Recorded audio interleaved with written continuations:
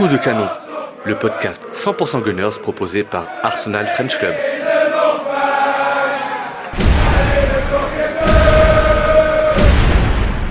Salut Gunners et bienvenue dans Coup de canon, le podcast 100% Gunners. Et aujourd'hui, c'est un podcast 100% féminine que nous enregistrons pour mettre en avant le titre de championne d'Europe de nos héroïnes. C'est historique, c'est magique et c'est amplement mérité. Après des années de disette, de travail, de passion, de combat sur les terrains d'Angleterre, les Gunners ont décroché cette saison le Graal pour la deuxième fois.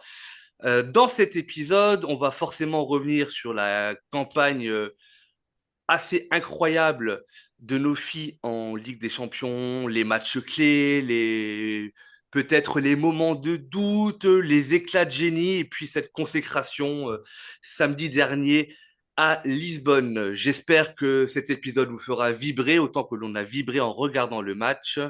Et puis, pour m'accompagner, laissez-moi vous présenter mes invités du jour. Alors, dans un épisode 100% féminine, il fallait bien une exception. Mon acolyte Jonathan, salut Joe. Bonjour tout le monde.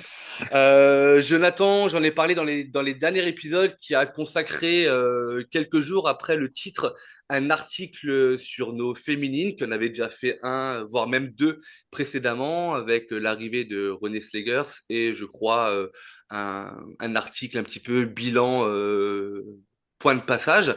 Donc pour moi, il était naturel de reformer un petit trio que l'on avait sur le dernier podcast des féminines, puisque qui dit trio dit troisième personne. En l'occurrence, elle vit encore. Elle n'est pas totalement éteinte. Pauline, salut Pauline. Salut, Ça va Pauline?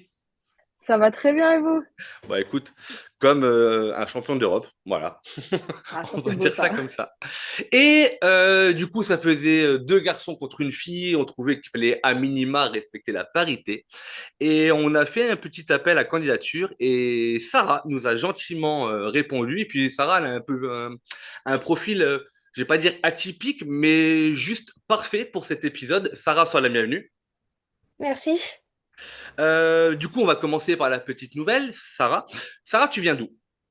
Moi, je viens de Bretagne. De Bretagne. Et tu as quel âge?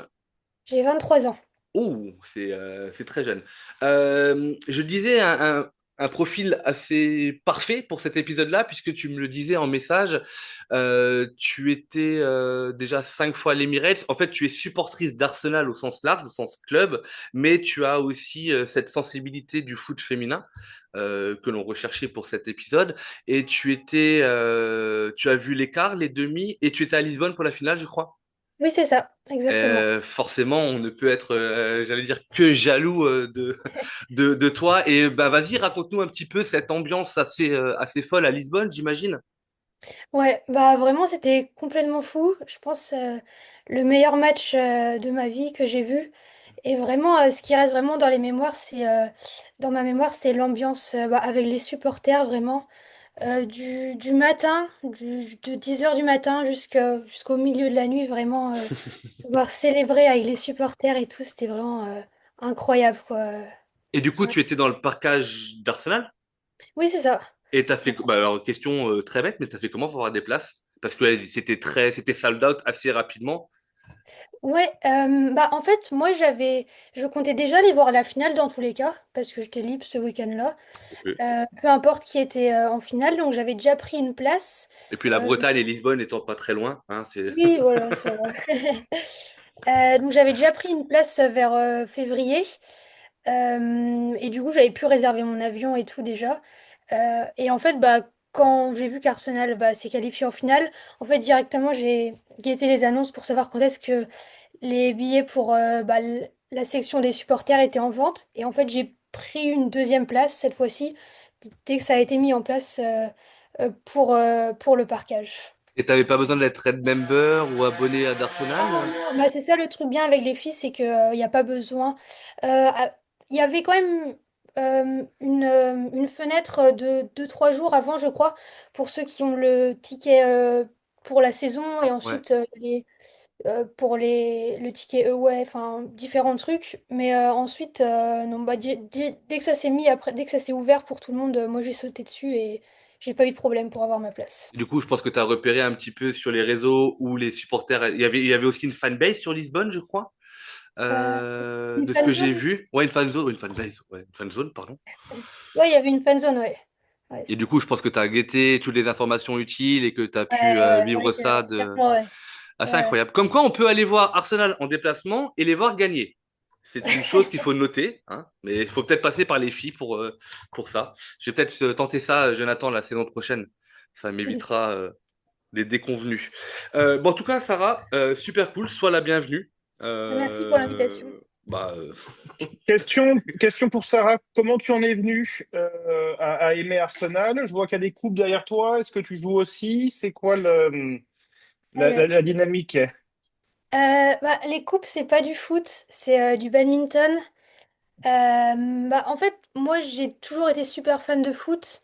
J'ai commencé vraiment quand j'avais 7 ans. À 6 ans, mes parents m'ont inscrit à la natation. Et en fait, j'aimais pas du tout. Et genre, j'ai vraiment dit, moi, je veux faire du foot. Et du coup, à 7 ans, je m'inscris au foot. Et, euh, et en fait, bah, j'ai adoré enfin, jouer au foot, mais je me suis pas sentie super à l'aise dans l'environnement qui était présenté à moi et tout. Je me sentais vraiment mise à l'écart et tout. Pas vraiment par les autres enfants, mais plus par les, euh, les encadrants. Et ce qui fait que j'ai pas continué. En fait, j'ai très rapidement arrêté de jouer en club et je me suis tournée vers le badminton, qu'ensuite j'ai continué et là j'ai vraiment adoré. Mais ma passion pour le foot est vraiment toujours restée et j'ai toujours continué à faire du foot euh, à côté, quoi, en loisir. Et ensuite, après, pour Arsenal, bon, c'est pas venu tout de suite quand j'avais 6 7 ans. Moi, j'avais personne dans ma famille qui fait du foot, donc ça n'a pas été transmis via ma famille. Mais j'ai toujours, enfin, j'ai très rapidement été très fan de la ville de Londres. En fait, c'est par rapport à ça. Et du coup, je sais même pas pourquoi exactement, en fait. ça ne s'explique pas. Arsenal, Ça se ouais, vit. Ouais, la voilà, ça ville de s'explique Londres, pas, c'est mais c'est je un suis feeling. tombée dessus comme ça. Et vraiment. Voilà quoi, genre ce côté très enfin, famille et communautaire un petit peu, enfin, j'ai vraiment adoré. Et après, pour les filles, en fait, je me suis mis assez tardivement à suivre les filles. En fait, c'est en 2022. En fait, je suis tombée par hasard un petit peu sur, je crois que c'était, je sais plus, sur un edit sur TikTok du fameux match entre le Barça et le Real Madrid en quart de finale où il y a eu 91 000 personnes, un truc comme ça, au stade.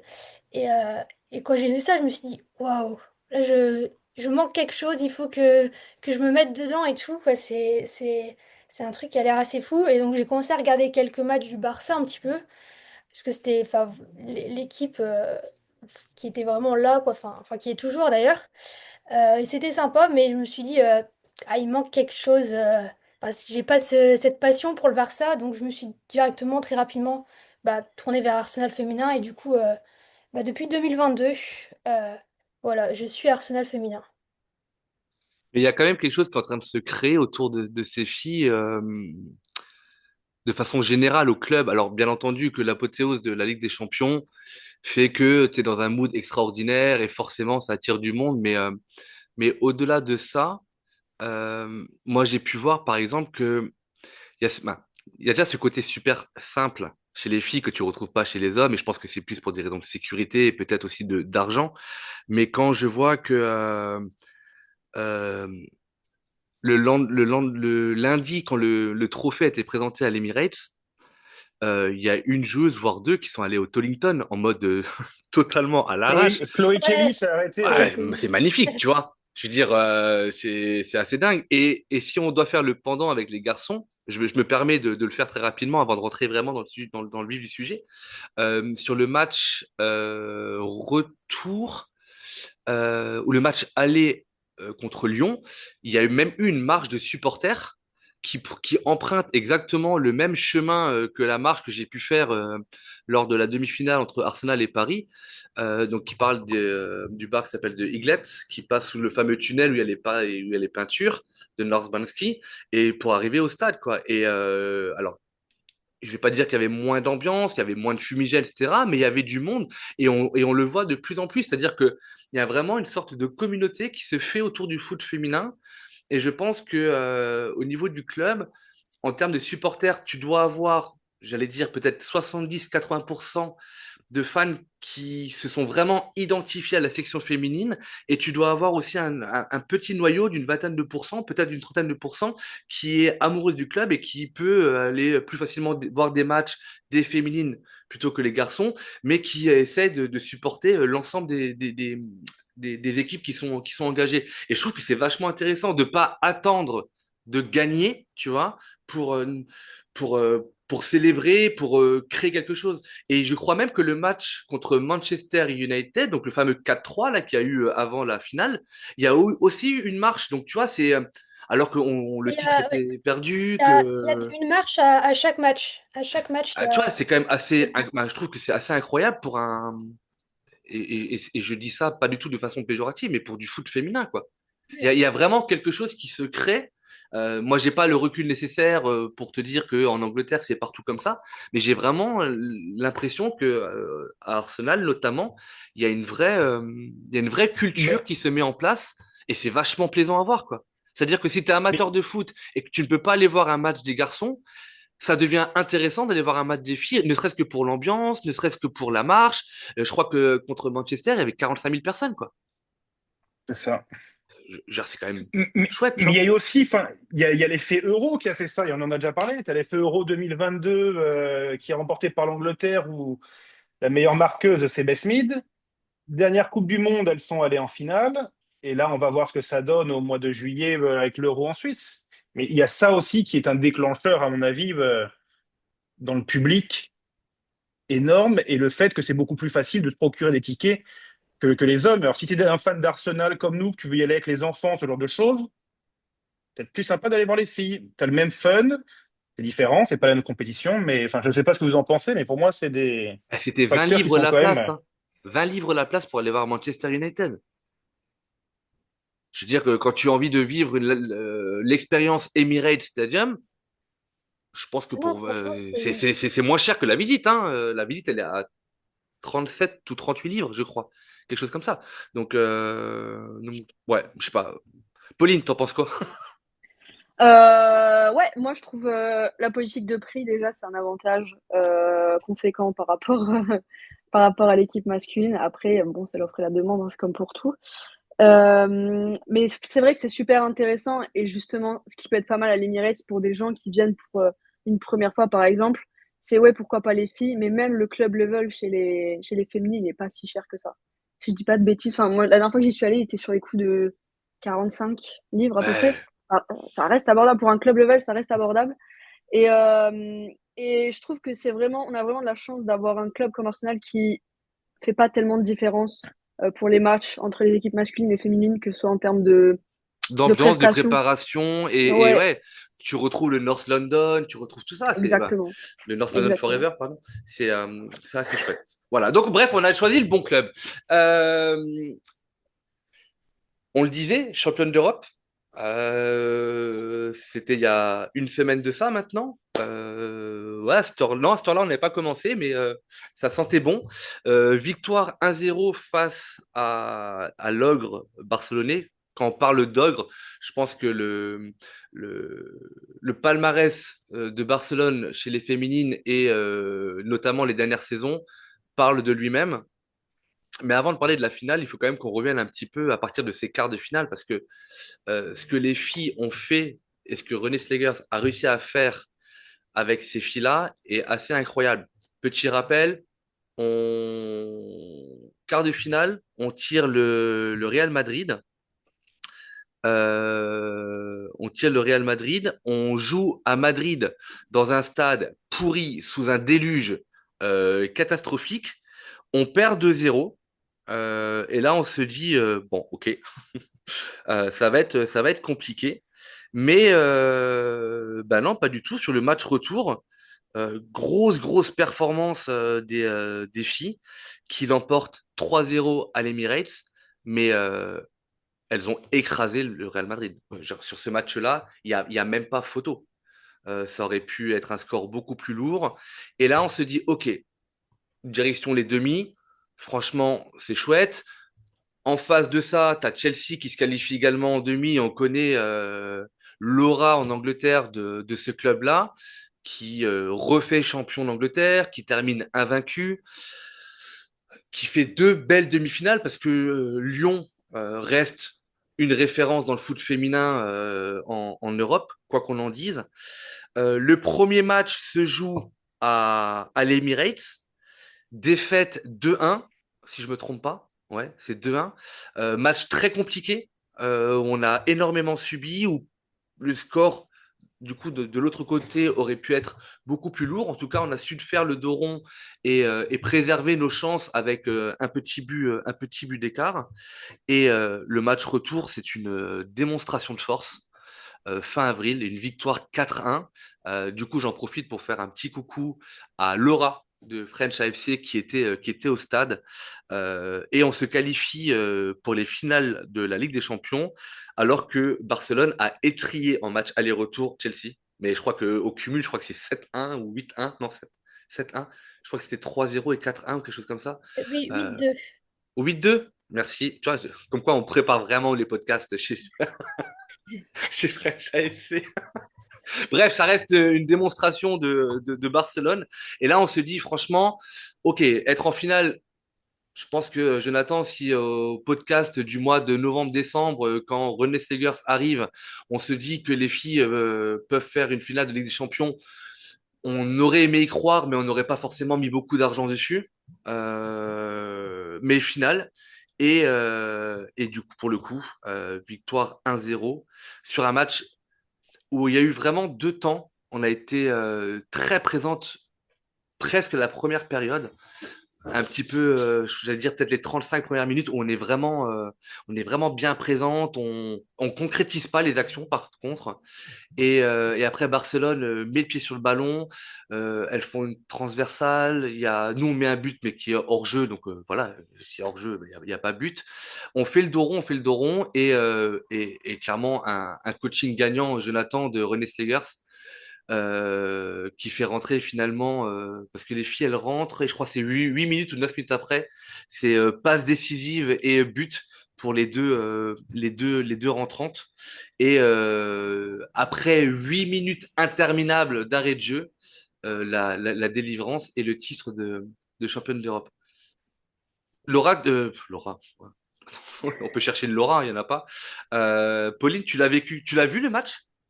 Ah oui, Oui, ah bah oui, oui, parce je que l'ai vu. oui, bah oui, on connaît la fin avec ton papa, mais bien entendu, Ah ouais, je suis bête. magistral. Bah raconte-nous un petit peu cette expérience de match devant la télé, du coup, avec ton papa, on peut le dire, pour Ouais, ceux ouais, qui te ouais. suivent sur les réseaux. Ouais, j'ai la chance d'avoir un papa qui est quand même assez fan de sport et fan de foot. Donc lui, il était plutôt. On avait deux matchs en simultané finalement. Heureusement, j'ai gagné le droit de voir la finale de Ligue des Champions sur la télé. Mais ouais, lui, il est plus supporter de Sedan et bon, Sedan, c'est compliqué. Il remonte en R1 cette année, mais pareil, c'est quelque chose. Et moi, j'avais Arsenal sur la télé, donc les deux matchs se sont finis à peu près en même temps. Euh, donc ouais, ça a été quand même beaucoup d'émotions des deux côtés. Coup de sifflet final, moi, je m'effondre en larmes. Pas d'autres mots. En fait, la pression était tellement forte, c'était tellement. Enfin, moi, je voulais dire, je m'y attendais pas du tout, hein. Je me faisais pas d'espoir pour éviter à la fin d'être déçue finalement. Et au final, et ben, c'était quelque chose. Ça a été beaucoup d'émotions. Et ouais, j'ai eu la chance d'avoir mon papa à la fin avec qui j'ai pu fêter ça dignement autour d'une belle bière. Voilà, un bon fan de foot qui se respecte. Bien entendu. Mais ouais, en fait, puis c'est ça qui est bien aussi quand on suit ça en famille. Il a eu la chance de me voir déprimée quand on perd à domicile face à Lyon il y a quelques semaines, par exemple. Et puis là, pouvoir fêter ça ensemble, lui son équipe, moi la mienne, c'était vraiment un moment que je n'oublierai pas de sitôt.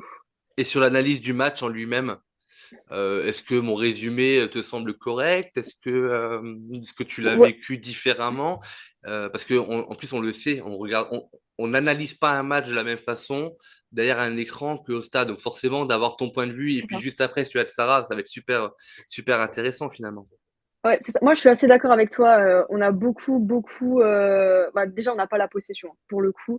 Mais la première partie, c'est vrai que, comme tu l'as dit, on a des chances, on essaye. Après, il y a beaucoup d'imprécisions. Il y en a eu pas mal quand même. Mais on sent des joueuses motivées. Moi, je pense à une Kate Ford, par exemple, qui se bat sur chaque ballon, que j'ai adoré pendant ce match. Et oui, forcément, à la 67e, René qui fait ses changements, les changements bah, gagnants, Ah, justement. Et puis après, la défense derrière qui a assuré tout le match, que ce soit Van Domselaar, Léa Williamson, qui pour moi fait un de ses meilleurs matchs de la saison, voire un de ses meilleurs matchs tout court. Puis même avec une Steph Catley aussi qui est vraiment dedans. Donc vraiment, ça a été un travail d'équipe pour le coup. Et que ce soit au niveau du staff, au niveau des joueuses. Et ça a été la recette parfaite pour une deuxième étoile. ouais, parce que finalement, je l'ai dit en introduction, mais peut-être que les auditeurs n'auront pas percuté, mais c'est bien notre deuxième étoile, puisque la première date de 2007, si je me trompe pas. C'est ça. Alors, on peut parler de disette, mais quand on voit les investissements qui ont été faits dans cette période-là à Lyon, qui a aujourd'hui 8 titres de Ligue des Champions, je crois, je veux dire, c'est loin, mais c'est pas si loin que ça non plus. Et on était la seule équipe en Angleterre à avoir gagné une Ligue des Champions. Alors là, du coup, maintenant, on est là encore plus avec 2 étoiles. D'ailleurs, il y a eu une petite infographie d'Arsenal Woman sur Insta avec le logo et 2 étoiles. Ça donne tellement envie que les garçons prennent la même trajectoire, mais les filles le méritent amplement. Et toi, Sarah, du coup, au stade, tu l'as vécu. Alors, je pense que le stress, il est encore plus intense. Parce que je pense que le temps passe encore plus lentement que derrière la télé. Mais de l'intérieur du stade, tu l'as vécu comment? Est-ce que tu as eu des moments où vraiment tu as été inquiète? Est-ce que tu as été confiante dès le début? Tu l'as vécu comment, ce match-là? Bah, bizarrement, non, j'étais pas tant que ça inquiète. Avant de commencer un petit peu, forcément. Et en fait, dès que j'ai vu le début du match, et que j'ai vu notre première mi-temps, en fait, j'ai vu des joueuses confiantes, qui savaient ce qu'elles faisaient. J'ai vu une défense vraiment en béton, quoi. On était sur tous les ballons. Enfin, les filles, enfin, Williamson, Catley, elles se faisaient jamais dribbler, jamais passer. De temps en temps, Barcelone tentait un tir un peu de loin, mais ça passait pas et tout. Et en fait, ça m'a vraiment mis en confiance. Je me suis dit, bah, en fait, là, tout est aligné, quoi. Enfin, c'est pour nous, quoi. En fait, je voyais même si on n'avait pas la possession, en fait, je voyais une domination d'Arsenal par rapport au Barça, mentalement et tout. On voyait que le Barça était pas dedans et qu'Arsenal avait vraiment tout compris, fait tous, enfin, pour contrer, en fait, leur tactique. Et en fait, ça se voyait que toutes les joueuses sur le terrain sortaient chacune quasiment le match de leur vie. Et en fait, c'est ce qu'il faut pour gagner une finale de Ligue des Champions, de Coupe du Monde, c'est qu'en fait, tout le monde sur le terrain sort en même temps le match de sa vie quasiment. Et en fait, c'était le cas. Et du coup, vraiment, non, j'étais pas si stressée que ça. Vraiment. De temps en temps, un petit peu, c'est vrai, certaines relances qui retombaient souvent dans les pieds du Barça et tout. J'étais en mode ah, faut qu'on fasse mieux là, mais sinon, non, vraiment, j'étais assez sereine, finalement. Ouais. Attends, toi, non, toi, tu l'as pas vu le match, je crois pas, hein. Si, si, si, si. Et ben du coup, tu l'as vécu comment, toi, derrière ton écran et en Malaisie? Bah déjà, ce qui est quand même remarquable, c'est que tu parlais de Guizet tout à l'heure. Guizet sur le plan européen, certes, mais ça fait quand même pour la troisième année d'affilée qu'Arsenal remporte un titre. Parce qu'ils ont fait les deux Conti Cup précédentes. Contrairement aux hommes, le dernier titre ne remonte pas à 2004, mais à 2019. Donc c'est vraiment bien qu'il y ait. Heureusement que Arsenal Women est là pour garder Arsenal un petit peu la tête de l'eau. Mais non, c'est stressant, mais la saison d'Arsenal, de toute façon, est fantastique. Là. Ce qui vient de se produire cette année, ça a été inespéré, aussi bien sur le plan sportif que sur le plan mental, avec des joueuses comme Alessia Russo, bon, qui sont arrivées il y a un an, bon, ça va faire 2 ans maintenant, mais où l'acclimatation, on savait qu'avec Jonas Edvall était un peu particulière, et qui ont vraiment, qui sont épanouis cette année. Et comme tu l'as dit, bon, on a réussi à se défaire de Lyon, qui est un ogre du football européen. Barcelone, pareil. Et bon, maintenant, il restera plus que Chelsea l'année prochaine. Mais oui, le match, je pense qu'au niveau tactique, a été super bien préparé. C'est le Euh, match parfait. Elles font le match c'est le, parfait. c'est le match parfait. Et au niveau tactique, moi, ça me fait penser à Arsenal, les hommes en 89, quand ils remportent le championnat le dernier jour contre Liverpool, où tu as vraiment un coach qui les a vraiment bien briefés. Attention, on prend pas de but trop tôt pour pas qu'on commence que ça fasse une cascade, à être bien derrière propre. Je crois que Sarah parlait de Léa Williamson. Bah, c'est un truc de fou, Léa Williamson. C'était impassable. Euh, et c'était vraiment très, très fort. Moi, j'ai vu, comme tu l'as dit, des mauvaises relances. Et j'ai vu aussi sur certaines actions qu'il y avait quand même un manque d'agressivité, où on laissait un petit peu trop venir l'adversaire dans nos 30 mètres, où ça aurait pu être un peu plus proactif. Mais sinon, ça a été super bien joué. Ça a été super bien joué. Et on voit avec l'équipe féminine l'intérêt d'avoir un banc costaud. Donc, Bim. c'est top. Non, non, mais Non, mais attends, il va y avoir quelques tacles quand même, bien entendu. Tu te doutes bien que avec ce qu'elles viennent de faire, on est obligé, nous, en tant que, j'allais dire que garçons, je veux pas faire un clivage de genre, mais avec les saisons que l'on connaît avec les garçons, on est obligé de faire des comparaisons. Et je vais y venir tout à l'heure, et je t'en ai même parlé, je crois, on en a déjà parlé ensemble au téléphone, Jonathan. Euh, on a cité plusieurs fois Léa Williamson. Euh, c'est quand même assez dingue cette histoire-là, parce que pour ceux qui nous écoutent, mais qui sont plus habitués à regarder les garçons, et j'espère que je parle vraiment de la bonne personne, sinon je vais avoir l'air d'un idiot, mais c'est une fille qui est au club depuis toute petite. Et au moment de la finale en 2007, elle fait partie du cortège d'enfants qui accompagne les joueuses seniors sur la pelouse. Et c'est une joueuse qui n'a jamais quitté le club, je crois. Donc c'est vraiment c'est 100% Gunner, c'est North London dans les veines, c'est tout ce que tu veux. Et je trouve que euh, on n'a pas forcément envie de ressortir des individualités lorsqu'il y a un exploit collectif qui est fait, comme elles l'ont fait samedi dernier. Mais quelle belle histoire, quoi. Bah, moi, je trouve que c'est moi, j'avais vu quelques tweets la semaine avant la finale, et moi, honnêtement, moi, la photo d'elle qui donne la main à une joueuse d'Arsenal en 2007, je l'avais jamais vue. J'ai clairement pas le temps de m'intéresser à ces histoires aussi longues. Et là, tu te dis, ouais, mais tu te rends compte, bah, je sais pas, tu fais forcément une introspection. Tu te dis, ok, tu joues dans un seul club toute ta vie.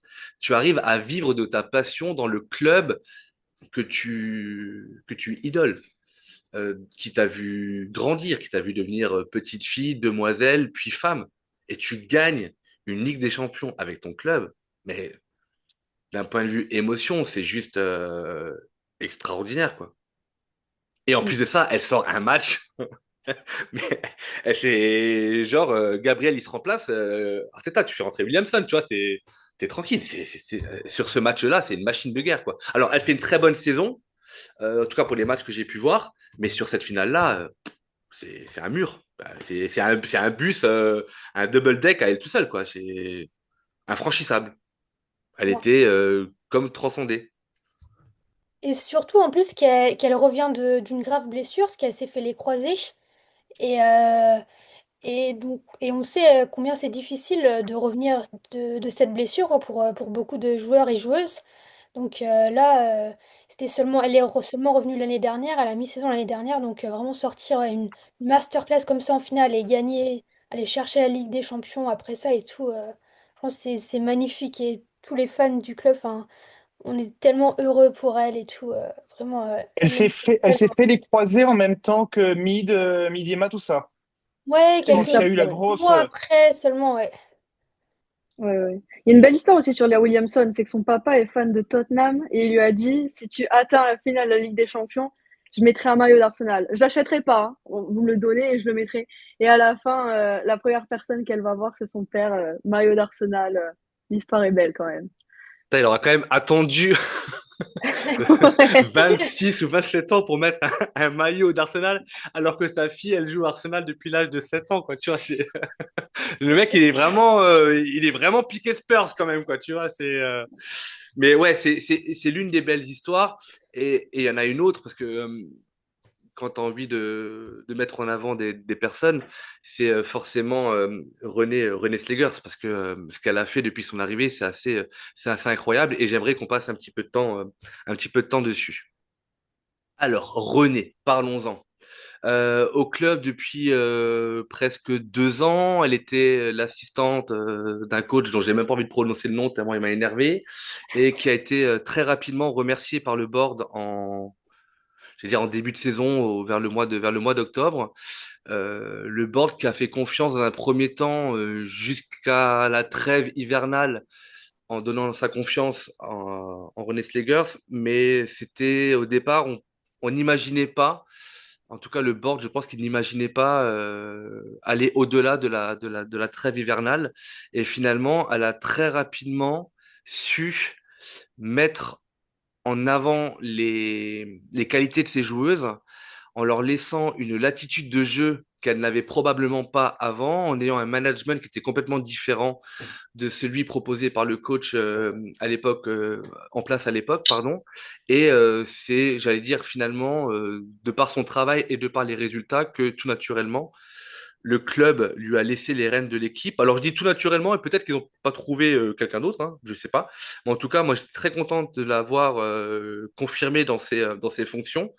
Et ce qu'elle a fait en l'espace de 6 mois est assez remarquable, parce qu'il y a eu vraiment, c'était vraiment le jour et la nuit en termes de qualité de jeu, en termes de résultats aussi, mais même au-delà, les filles ont montré un tout autre visage avec elle qu'elles le montraient avec l'autre naze d'avant, quoi. Ouais, désolé, ouais, je l'aime pas. C'est comme ça. Voilà. Euh, on parle un petit peu de René, de ce qu'elle a fait, de ce qu'elle a réussi à faire finalement. Qui a envie de se lancer là-dedans? Sarah, bah tiens, si Vas-y, tu veux. alors ça, tu sais, on lève pas la main ici, hein. Nous, on y va à Bon. l'arrache. Vas-y, tu peux y aller, sans aucun problème. Ok. Ouais, bah, en fait, ce qui est fou, c'est que en fait, on a joué un mois et demi, donc le début de saison avec Jonas Eideval. On joue 6 7 8 matchs peut-être. On en gagne seulement 2 ou 3. Donc c'est vraiment assez catastrophique, quoi. On se prend une raclée contre le Bayern en premier match de poule, 5-2. Juste avant, on fait un match nul contre Everton, 0-0. Alors qu'en début de saison, contre Everton, bah, on doit vraiment gagner ce genre de match. Euh, et après, pareil, à domicile contre Chelsea, on perd, alors que d'habitude, on perd pas à domicile contre Chelsea.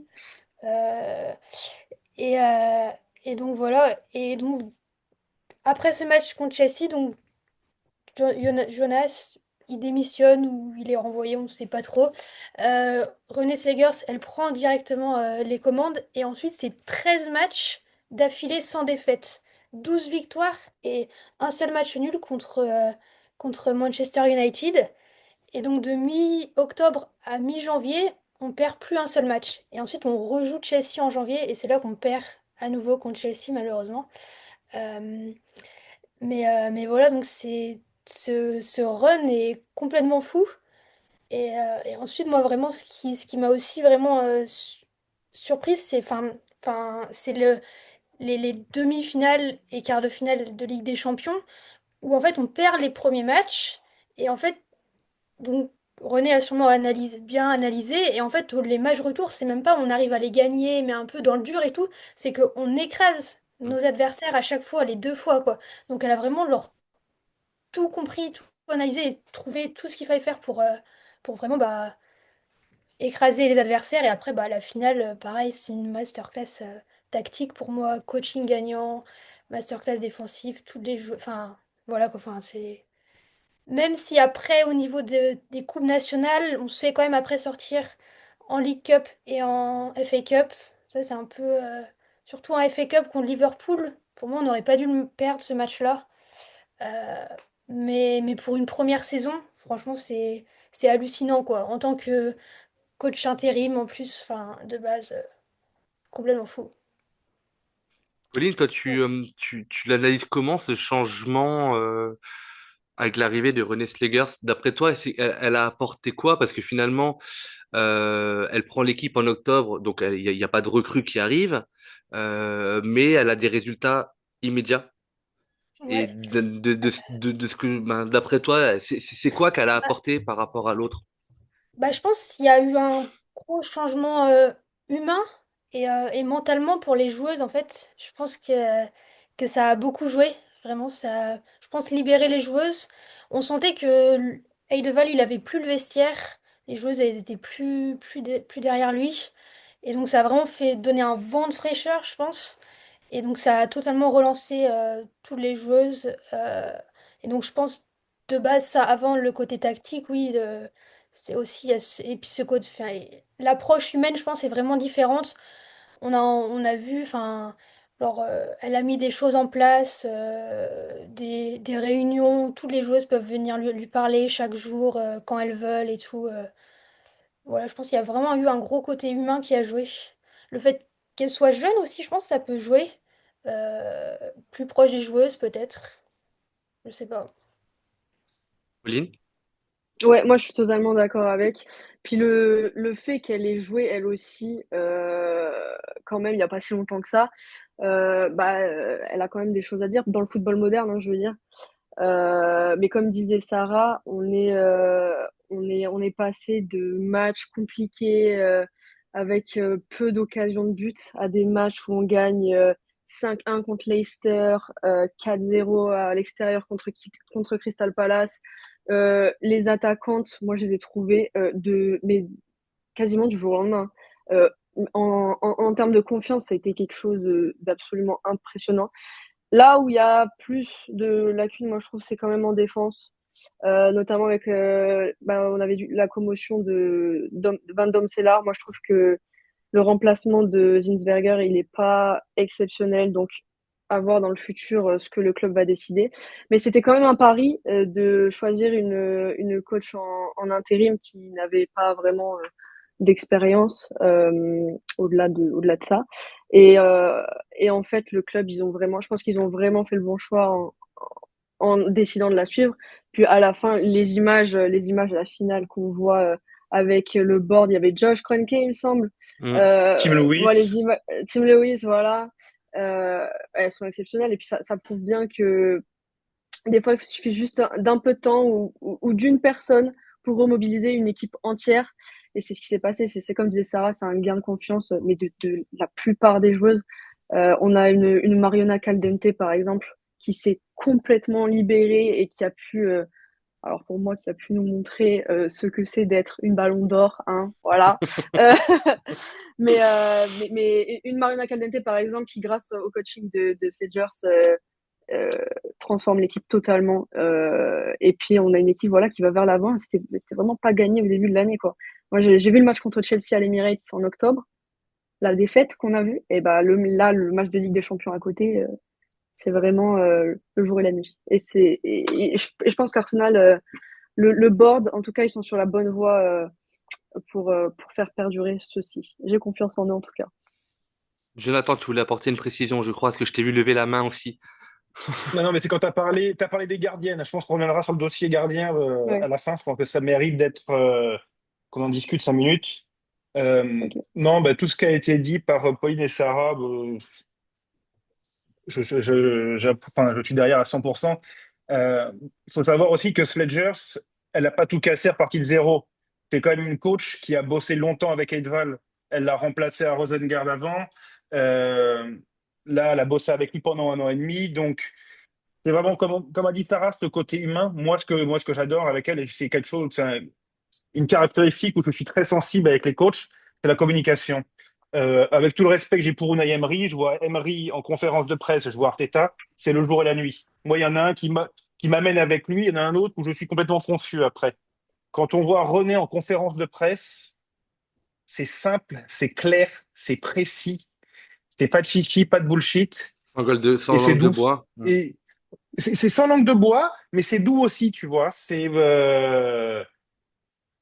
Voilà, c'est quelqu'un qui a pas qu'elle a pas d'ego, je pense qu'elle a un ego, mais bon, c'est pas quelqu'un d'imbu d'elle-même, je pense qu'avoir quelqu'un dans le vestiaire comme elle a fait un gros changement, surtout par rapport à toutes ces personnes qui étaient en manque de confiance. Alors, j'aurais pas dit Mariona spécialement parce qu'elle venait d'arriver, mais pour moi, il y a plus le côté Russo qui me parle, il y a plutôt Beth Smith qui me parle. Russo qui est quand même censé être la numéro un en attaque, qui a été, je crois, laissée sur le banc le premier match. Et elle a su trouver les bons trucs pour, euh, pour trouver la bonne recette. Pour Bah, trouver la bonne recette. Je crois elle a pardon. retravaillé la défense aussi avec Steph Catley en défense centrale. Ça, c'est elle. Donc, et je pense que comme les filles l'ont dit, le fait qu'elle ait été joueuse et qu'elle ait été joueuse récemment change beaucoup de choses. Ouais. Et Rousseau, ben, tu l'as cité, vous l'avez cité également, Sarah et Pauline. C'est presque, j'allais dire, l'exemple type du changement qu'il y a eu entre l'avant et après. C'est-à-dire que avant la nomination de Renée Slegers, elle était pas en réussite, elle était pas en confiance. Tu avais l'impression qu'elle était même pas heureuse sur le terrain. Pour avoir vu certains matchs en début de saison, franchement, tu avais l'impression qu'elle se disait, mais qu'est-ce que je fais là? Et depuis le mois d'octobre, elle est de nouveau performante, elle marque beaucoup de buts, elle a une débauche d'énergie un petit peu à la Havertz Martinelli où elle défend beaucoup. Et en fait, ouais, désolé, t'as vu Jonathan, même là je le place, Martinelli Havertz. Mais voilà, c'est vraiment significatif.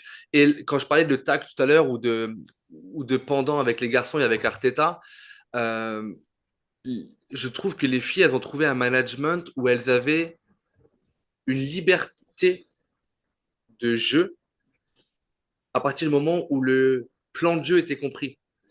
Avant l'arrivée de René, tu avais l'impression que, il y avait un plan de jeu, mais que comme chez les garçons et comme avec Arteta, genre, on te dit C'est contrôle, rigide.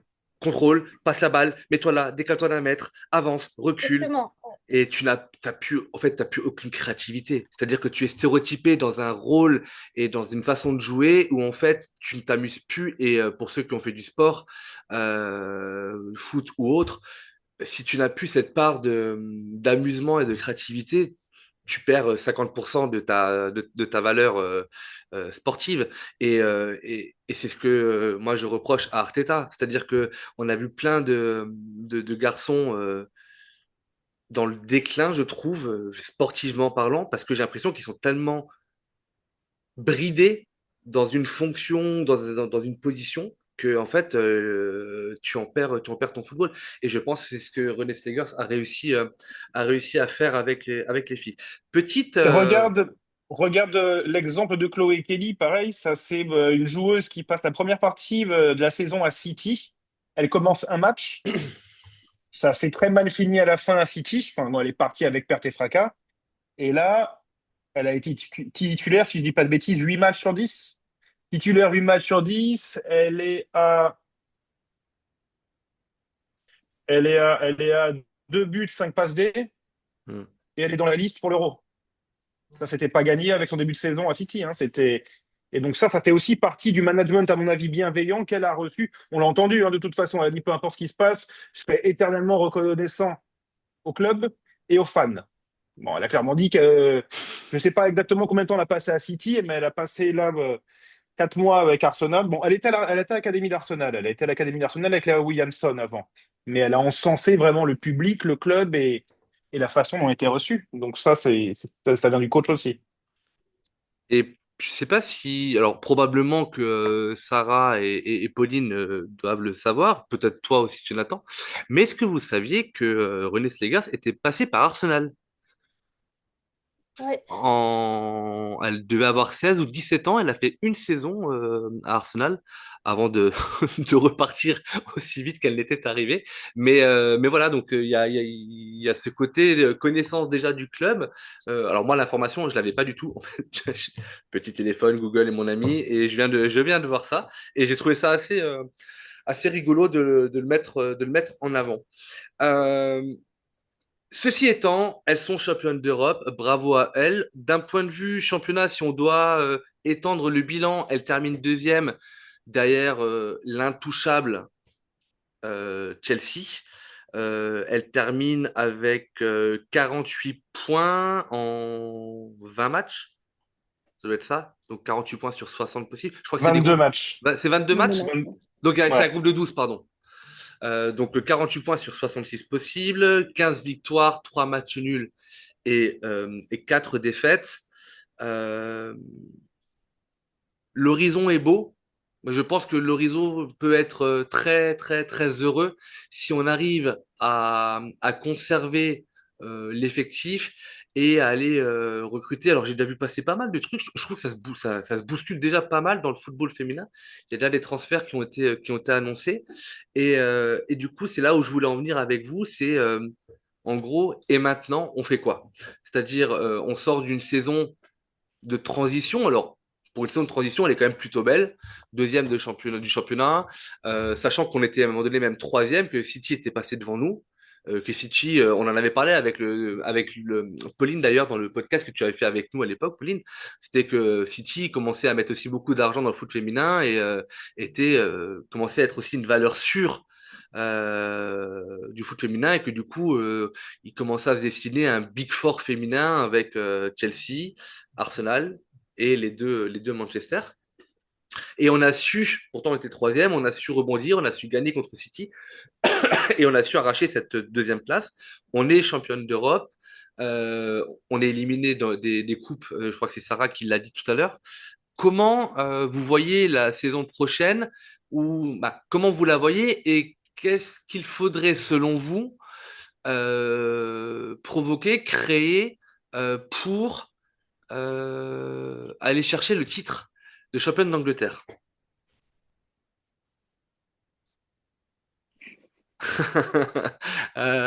Pauline, tu veux... Bah, j'y vais, j'y vais, j'y vais. Ouais, vas-y, vas-y. Euh, alors, on a vu cette saison, notamment sur les derniers matchs. Là, je parle des matchs où en Ligue des Champions, ça va. En championnat, ça commence à être compliqué. Bah, il y a forcément la fatigue qui joue. Il y a forcément des blessures. Mais on voit que la défense, elle reste un petit peu fragile. Donc, moi, j'espère vraiment qu'ils vont essayer de régler ça d'une manière ou d'une autre. Par exemple, il y a une joueuse comme Emily Fox qui est, pour moi, je l'aime beaucoup, mais elle a encore une marge de progression quand même. On voit hein, quand elle fait des super matchs, on le voit clairement, mais elle est jeune encore et pour moi, c'est une joueuse qui pourrait nous apporter bien plus que ce qu'elle nous apporte actuellement. Pareil, niveau gardien, il faut absolument une doublure à Daphne Van Doncelar parce que là, les deux derniers matchs, non, pas les deux derniers, les deux avant-derniers matchs, donc contre Aston Villa et Brighton, on prend 9 buts en deux matchs. Mm. Bon, ça a beau être à l'extérieur, ça reste beaucoup trop pour un club qui vise quand même le titre au début de la saison. Donc à améliorer. Après, je pense que tout ce qui va être milieu attaque, Sarah, si tu veux en parler, parce que moi, je sais pas trop. Pour le coup, j'aime beaucoup notre milieu, j'aime beaucoup notre attaque, tout ce qui va être Mariona. Je trouve que Mariona Caldente, ça marche très bien. Va falloir aussi trouver au bout d'un moment un remplacement à Kim Little aussi. Donc à voir. Mais pour moi, si on continue dans cette lancée-là et on essaie de développer toujours ce football à la confiance et à la liberté, ça peut marcher. Ouais, bah moi je suis d'accord aussi. Milieu attaque, j'aime beaucoup. Pour moi, je pense qu'il faudrait recruter une autre ailière quand même. Parce que là, on tourne surtout à trois ailières. On tournait avec Ford, Kelly et Mead. Se tourner à quatre ailières, je pense que ça serait pas mal. Après, le milieu, j'aime beaucoup aussi. Je pense qu'on n'a pas vraiment besoin de milieu entre Caldente, Little, Manum, Walti, et Pelova et Conny Cross qui sont super jeunes derrière. Je pense que là, on est vraiment pas mal au milieu. Et défense, ouais, je pense parce qu'on peut pas faire tourner en défense. En fait, on fait jamais tourner en défense. Du coup, c'est ça qui, sur certains matchs, bah, quand les joueuses elles jouent tous les matchs, bah, au bout d'un moment, ça craque un petit peu. Et c'est sûr que si on veut aller chercher la WSL l'année prochaine contre Chelsea, bah, en fait, il faut qu'on gagne tous les matchs. Enfin, cette saison, ils ont fait saison invincible. Enfin, ils n'en ont pas perdu un seul. Nous, il faut qu'on fasse pareil. Et pour ça, il faut qu'on puisse faire tourner en défense aussi contre des plus petites équipes et ne pas se prendre les buts ouais, qu'on se prend bêtement en plus parce que contre Aston Villa et Brighton, on se prend 9 buts. Mais quand tu vois les buts qu'on se prend, quoi, ça fait peur, quoi. À quoi ressemblent les Ouais. buts qu'on se prend. Pour, do- Après, c'est pour sûr, il y donner a... un... Pardon, je te Oui, coupe une oui, seconde, Sarah, parce que tu sors un très bon point là. Et donc, pour donner un petit peu de visibilité à Raoul, Aston Villa et Brighton, la gardienne titulaire, elle est out. Hmm. Elle C'est a, la elle a loupé titulaire de 3 matchs. l'an dernier, Hmm. Zinsberger. Et moi, Zinsberger, je l'avais vu en début d'année, j'avais regardé le match contre City, c'était le premier. Et tu as l'impression qu'elle bouge pas quoi sur certains ballons. Alors, j'avais pas envie de juger trop vite, mais tu as vraiment l'impression qu'elle bouge pas. Et donc là, en préparant l'épisode là, j'ai Parce qu'on les regardé un peu les prépare. stats. Bah, personnellement, oui. J'ai regardé un petit peu les stats de Daphné Van Domselaar cette année. Alors, je ne peux pas les comparer à ceux de Zinsberger parce que les statistiques de Zinsberger cette année sont exécrables, mais j'ai comparé par rapport à l'année dernière et il y a un gap. Euh, Van Domselaar arrête 80% des tirs cadrés qui arrivent sur elle. L'autre, 68%. Zinsberger, la saison dernière, 27% de matchs où elle a fait des clean sheets. Van Domselaar, 66%. Donc, tu as des gaps à chaque fois qui sont énormes. Et alors, je te dis, quand tu regardes les statistiques de Zinsberger cette année, c'est 14% de ses matchs sont des clean sheets. Mais bon, elle a tellement un petit échantillon que c'est pas très juste. Mais ouais, il faut une gardienne numéro 2 beaucoup plus solide. Ça, c'est, ça, c'est sûr. Parce que, c'est sûr, on voit que, bah, surtout ouais, sur les matchs contre Brighton et Aston Villa, c'était clairement le problème. Et surtout, en fait, en fait, avec la défense, ça passe pas. L'organisation, c'est quand les défenseuses jouent avec Zinsberger dans les goals, elles sont complètement perdues. Elles, elles ont peur, elles jouent avec la peur, entre guillemets. Elles, elles prennent pas de risques, elles sont pas rassurées, elles restent beaucoup plus bas. Et donc, en fait, ça fonctionne plus. Ça fait. Bah, il y a eu une période, Zinsberger, où elle était correcte. Moi, j'ai jamais trouvé incroyable, mais ça allait. Mais là, depuis un an et demi, bah, ça fonctionne plus. Et c'est sûr que même en backup, bah, ça fonctionne plus non plus. Et c'est sûr que si on veut aller chercher la WSL, on peut pas se permettre de jouer avec Zinsberger dans les buts. cette, cette saison, elle prend en moyenne 2,3 buts par match. Donc bon, déjà c'est réglé. Comme ça s'est fait. Bon, il y a les 2 matchs qu'elle vient de faire là aussi, où bon, ça lui a fait. Ses statistiques, de toute façon, sont explosées à cause de ça. Mais bon, Mais du coup, Jonathan, on a peut-être une piste de retour pour Aaron Ramsdale. Petite perruque, et puis allez, c'est Arona Ramsdale, et puis vas-y, feu. Et il il va aller retrouve à le. il va aller à Villa à tous les coups, lui. Il va aller à Aston Villa, c'est Ah, Ouais. sûr. mon Dieu, non. Bref. Euh, je voulais aussi vous livrer un petit truc qui m'a. euh, un ressenti très personnel, mais et je trouve que c'est assez symptomatique du foot féminin. Je ne sais pas si vous avez, vous avez forcément le but en tête, la petite passe, la frappe croisée dans l'essai, etc. Et quand elle marque, je pense que moi j'ai couru plus que la buteuse. Le foot féminin, tu marques en finale de la Ligue des Champions, mais moi je fais le tour du stade de Lisbonne, je vais promener en ville, je reviens. Et ben non, elle lève les bras, elle a fait OK, j'ai marqué, c'est cool, tu vois.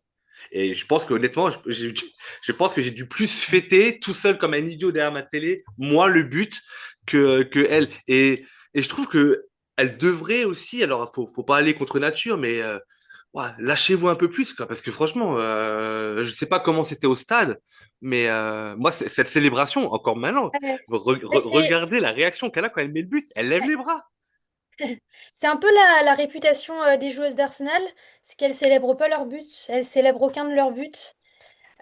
C'est vrai que des fois, nous, en tant que supporters, on aimerait bien une petite célébration, au moins sur les buts importants, mais non, ça, on n'a jamais. Aucune célébration, juste les joueuses qui se rassemblent. Et ouais, c'est vrai que ça manque un petit peu des fois. Mais ouais, ouais, surtout en plus en finale. Après, elle a dit que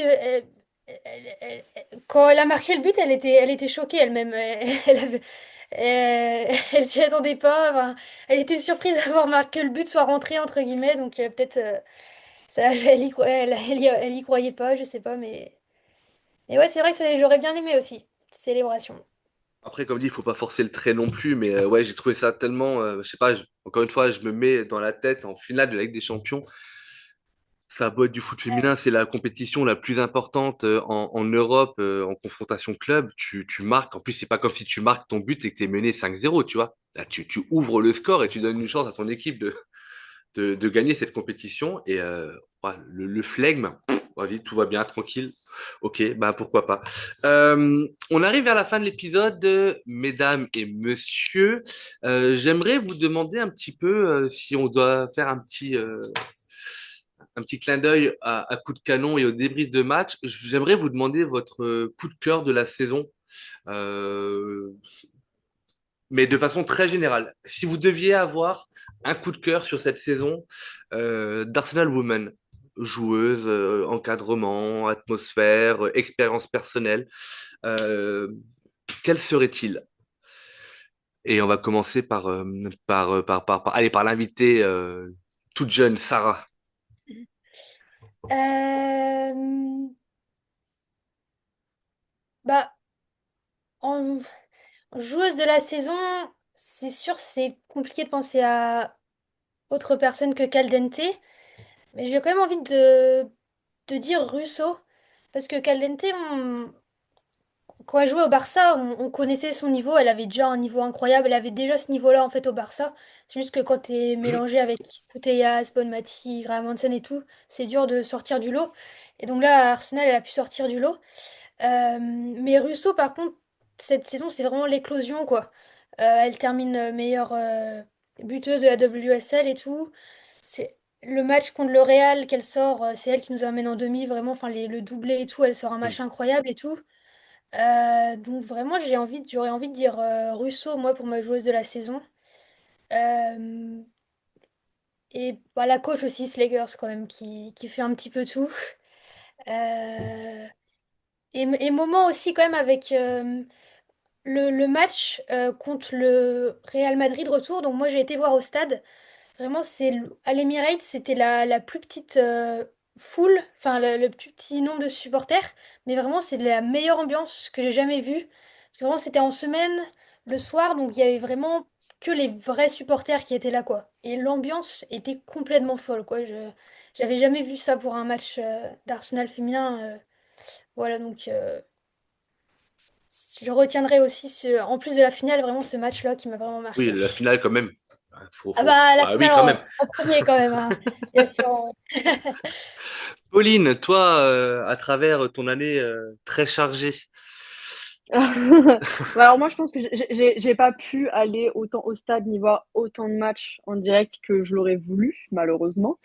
Mais quand même, en ayant suivi, je vais rester dans les pas de Sarah et clairement dire Russo et Caldente parce que c'est vraiment pour moi bah, c'est celles qui ont fait que des fois un petit but ça change tout un match et Russo ça arrivé tellement de fois ça je trouve cette saison. Euh, et puis Caldente elle dans la transmission moi je la trouve absolument exceptionnelle. J'avais peur, j'avais très très peur au début passer du Barça à Arsenal ça reste quand même pas le même style de jeu, c'est pas les mêmes équipes qu'on rencontre. La Liga, elle est quand même bien moins compétitive que la WSL. Du coup, j'avais un petit peu peur, puis même l'adaptation, on n'est jamais trop sûr comment ça peut se passer. Alors, il n'y a eu aucun problème.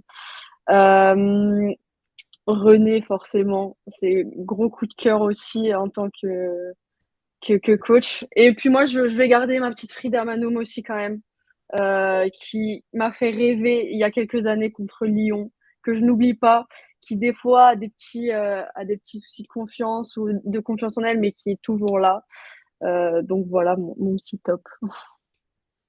Et Je- j'aimerais aussi souligner quand même Daphné Van Domselaar aussi. Ouais, ouais, ouais. Cette fille qui a vraiment, c'est sa première année et vraiment impressionnant. Et surtout que elle se blesse en fin de saison et en fait elle joue seulement 2 matchs à partir de début avril jusqu'à fin mai. Elle joue seulement le retour contre Lyon et la finale où elle sort 2 masterclass et elle nous sauve bien. Et là, elle est re-blessée à nouveau. Enfin, elle a quitté la sélection, donc ça veut dire qu'elle n'est pas complètement rétablie. Et en fait, elle a juste tout fait pour vraiment être juste pour vraiment ces 2 matchs vraiment importants. Et donc, merci à elle vraiment d'avoir été là sur ces 2 matchs-là, surtout, et même toute la saison en vrai. Jonathan. Je veux juste un petit peu souligner ce qui a été dit sur Russo. L'été dernier, il y a Viviane Miedema qui part à City. Viviane Miedema, c'est le talisman d'Arsenal depuis des années. C'est la meilleure marqueuse du club. Et il y avait quand même beaucoup d'attentes sur les épaules de Russo, qui a été quand même largement bridé en début de saison par Jonas. Et ouais, c'était un super épanouissement. Donc ça, chapeau. Et on a déjà parlé longuement de ce sujet, mais bon, tout moi revient au coach et à son équipe autour d'elle, quoi. Pour avoir réussi à garder le navire à flot comme ça et de finir de cette façon. Ouais, voir Arsenal remporter la Ligue des Champions samedi dernier, c'est quelque chose quand même. Moi, que toi, c'est Ian Wright qui disait, hein, Ian Wright a fini le match en disant, moi, je suis un mec d'Arsenal, que ce soit les filles, les jeunes, les garçons, on s'en tape. C'est le club en premier. Et vraiment voir ça, c'était fantastique. Fantastique. Donc, ouais, Sledgers, Russo. C'est vraiment mon top de la saison. Et en parlant de Dan White, j'en ai parlé dans un podcast avec les garçons. Ce qu'il dit, il fallait avoir le culot de le dire en tant qu'ambassadeur du club, mais mine de rien, les filles sauvent la saison du club, de l'entité Arsenal. Parce que Hmm. bien sûr qu'on a frôlé la finale avec les garçons. Alors, on n'a pas du tout frôlé le titre cette année, mais c'est la seule équipe qui nous ramène un trophée et le plus beau trophée d'Europe. Donc, en tant que quantité, bravo, bravo à elles parce que elles sont tout en haut j'allais dire du podium, mais tout en haut de la mise en lumière et ça fait du bien de supporter un club et qui gagne des titres, quoi. Parce que quand tu supportes un club et que tu fais deuxième, c'est un peu chiant. Et je trouve qu'elles ont eu un parcours tout aussi difficile en Ligue des Champions que les garçons, hein. Voire même plus compliqué parce que la phase de qualification, elles sont déjà tombées sur des équipes qui étaient le Bayern, on l'a cité, il y avait le Bayern, la Juve, je crois. Bayern, Juve et Valerenga. C'était pas gagné quoi. Et elles ont su rebondir et notamment en perdant le premier match. Je crois que c'est Sarah qui le disait, 5-2 contre le Bayern. Donc du coup, l'épopée en Coupe d'Europe aurait pu s'arrêter bien plus vite. Donc par rapport à ça, il faut leur tirer un grand coup de chapeau. Pour finir, je voulais juste aussi souligner, on en avait parlé sur le Discord. Je crois que c'est Corentin qui nous disait. euh, le club va présenter la coupe lundi matin à 10h. Quelle idée de faire ça un lundi matin, etc. Alors, Public Holiday. Public Holiday à Londres. ouais, Jour férié. j'étais relativement d'accord avec lui, mais quand on voit la foule qui s'est regroupée devant l'Emirates, une foule estimée à plus de 10 000 personnes, bah, c'est chouette. Je trouve qu'elles auraient très honnêtement mérité bien mieux, encore plus. Je trouve qu'elles auraient mérité le bus impérial. Je trouve qu'elles auraient mérité peut-être une célébration dans l'Emirates. Mais voilà, je trouve que c'était quand même déjà plutôt cool de les voir devant cette dizaine de milliers de personnes au stade. Et je pense que même au niveau de l'organisation, ils n'avaient pas prévu qu'il y aurait autant de monde parce que le faire où elles l'ont fait, bon, du coup, tu coupes toutes les routes, t'es sur le rond-point, bah, il n'y en a plus. Rien à foutre, voilà. Donc, il y a peut-être encore peut-être encore du travail au niveau du club de façon générale dans la mise en avant et la mise en lumière, pardon, de performances lorsqu'il y en a, parce que ça doit être souligné. Euh, Auriez-vous quelque chose à rajouter, mesdames et messieurs, avant que l'on se salue et puis que l'on passe, que l'on attende avec impatience la nouvelle saison? On est champion? On est C'est ce que champion, je veux ouais. dire. On Pauline, est championne? Pauline, Arsenal Woman France. Allez, viens, parle-nous-en un petit peu. Ah, alors, On s'était on a dû quitté, mettre en voilà, pause. on s'était quitté sur une On mise en a, pause du compte. on a dû mettre en pause pour des raisons personnelles et professionnelles. Voilà, malheureusement, des fois, il y a des choses Bien il y a sûr. des choses qui passent avant, que ce soit du côté de Mélissa ou de ma part. Mais c'est pas une fin en soi. Ça peut reprendre, c'est juste que ça prend beaucoup de temps et qu'on n'est que deux et qu'on a toutes les deux des vies très chargées. Donc, Arsenal Women France, c'est en pause, mais ce n'est pas fini. Voilà. Ok. Et petite indiscrétion, tu nous racontes cette rencontre à Toulouse Avec Frida Mano. Ben oui, forcément. Alors ça, je vais faire un petit clin d'œil à Ambre qui supporte quand même beaucoup le football féminin qui habite à Toulouse. Alors, Ambre et moi, qui ne nous connaissons pas vraiment, mais qui avons plusieurs personnes en commun, et on se connaissait pas du tout au début, hein, juste avec Twitter, voilà. On se balade dans Toulouse, on est dans une rue, qui on voit arriver en face de nous, comme ça, en face de nous, Frida Manum, Ingrid Engen qui est au Barça et une troisième joueuse norvégienne dont je n'ai plus le nom, qui joue en Norvège, il me semble, ou en Suède. Et donc là, moi, de caractère assez timide, je me dis, ça, je ne laisse pas passer. Ça, je ne laisse pas passer, j'y vais. Et donc, forcément, première chose que je fais en anglais, meilleur anglais possible. Mais vous êtes déjà là? On était mercredi, elle jouait le vendredi. Vous êtes déjà là, comme ça? Et elles étaient adorables. Les trois étaient vraiment adorables. Moi, je ne m'attendais pas parce que, surtout Engen, elle joue au Barça. Des fois, on peut se dire qu'au bout d'un moment, elles prennent la grosse tête. Absolument pas. Frida Manum, moi, c'est mon coup de cœur pour toujours d'Arsenal. C'est une joueuse très très douce, très gentille, toujours le sourire. Même quand on la croise dans la rue au hasard alors qu'elle va au Carrefour City, quoi. Donc voilà, très belle rencontre. Ah bah c'est cool. Tu as pu immortaliser l'instant avec des photos, je suppose. Exactement, une petite photo, un petit selfie. Ah bah c'est cool. En tout cas, très très content d'avoir vu ça sur les réseaux quand tu l'as partagé. Sarah, merci beaucoup de ta participation. Merci à C'était vous. vraiment cool. J'espère que on va pouvoir renouveler l'expérience, notamment en début de saison, J'espère aussi. lorsque le mercato sera terminé, pour continuer, pardon, et faire perdurer le foot féminin. Dans Coup de Canon et sur Arsenal French Club. Donc, on reste bien entendu en contact. Jonathan, merci aussi à toi. Tu as décidé de prendre un petit peu la partie rédaction du foot et la mise en avant du foot féminin à Arsenal.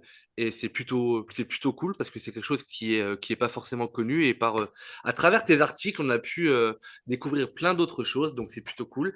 Et en attendant le retour d'Arsenal Women France, qui un jour, je l'espère, reprendra vie et peut-être un jour d'avoir Mélissa sur Coup de Canon. Merci à toutes et à tous. Chers auditeurs, on se retrouve très bientôt dans de nouveaux épisodes. Passez une agréable journée. Et comme on a l'habitude de le dire ici, Come on Gunners, ciao ciao.